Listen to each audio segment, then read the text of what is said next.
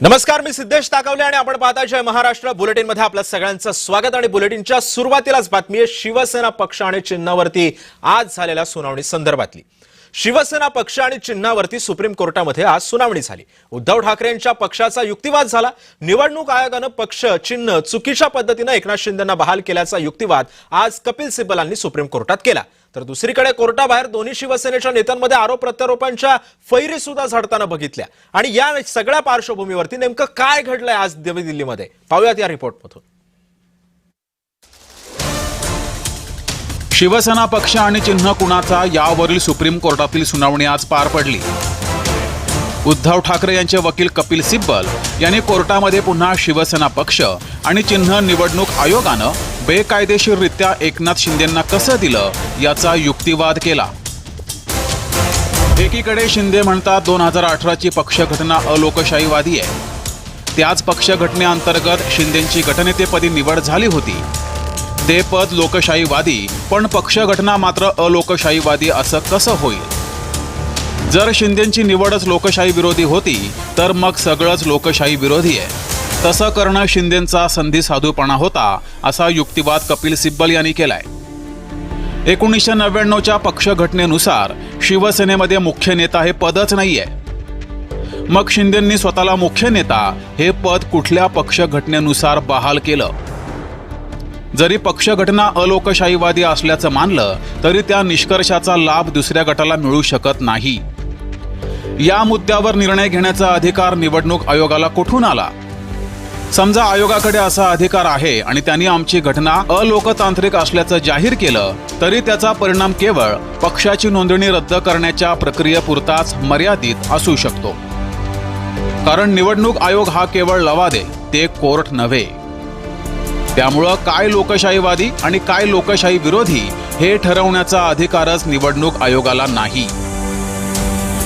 कपिल सिब्बल यांच्या युक्तिवादावर ठाकरे समर्थक भलतेच खुश असल्याचं दिसतंय।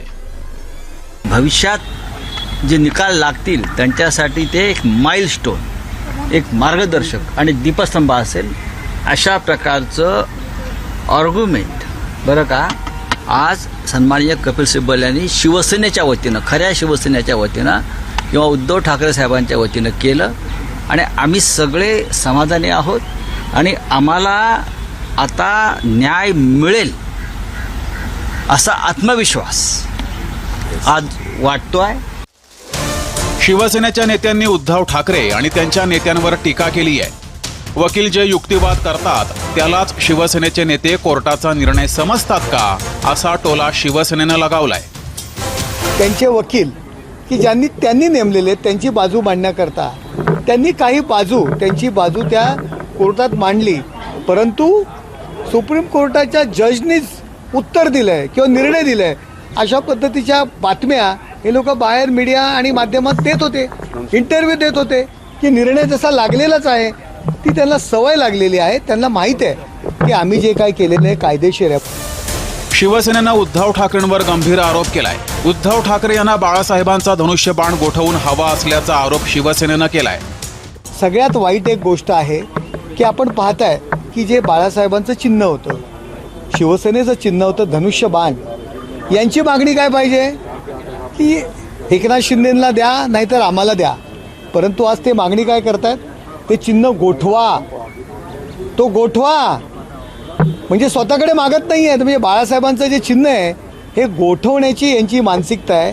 या मानसिकतेला खरोखर लोक कंटाळलेले आहेत। सुप्रीम कोर्टामध्ये बुधवारी पुन्हा सुनावणी होणार आहे। या सुनावणीत कपिल सिब्बल यांचा युक्तिवाद होणार आहे। त्यानंतर एकनाथ शिंदेंचे वकील युक्तिवाद करतील। या प्रकरणाची सलग सुनावणी होणार का आणि अंतिम निकाल येण्यासाठी किती दिवस लागणार हे आत्ताच सांगता येणार नाहीये। ब्युरो रिपोर्ट, जय महाराष्ट्र न्यूज, नवी दिल्ली।